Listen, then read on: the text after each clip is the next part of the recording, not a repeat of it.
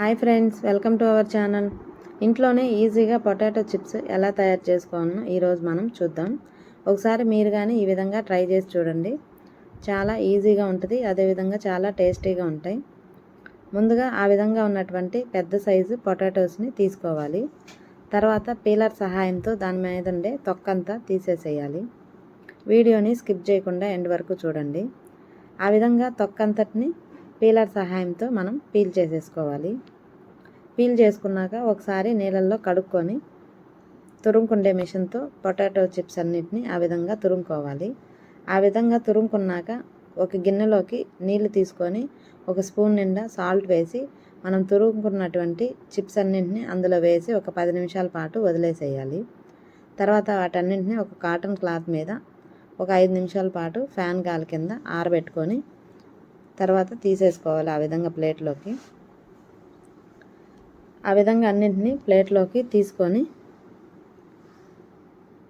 5 నిమిషాలు లేదా 10 నిమిషాలు ఆరితే సరిపోతుంది. వాటిపైన ఉండే చెమ్మంతా పోయేంత వరకు ఆరాలి. తర్వాత స్టవ్ మీద బాండీ పెట్టి ఆయిల్ పెట్టుకొని ఆయిల్ బాగా వేడవ్వాలి. బాగా వేడయ్యాక ఈ చిప్స్ అన్నింటినీ కొంచెం కొంచెంగా ఆ నూనెలో వేసుకొని అటు ఇటు 2 సైడ్లు బాగా వేగేంత వరకు కాల్చుకోవాలి.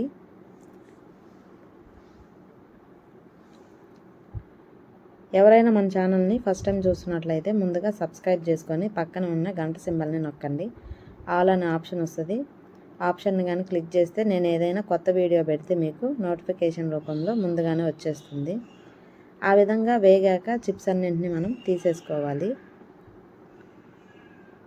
మిగిలిన చిప్స్ని కానీ అదేవిధంగా కాల్చుకోవాలి.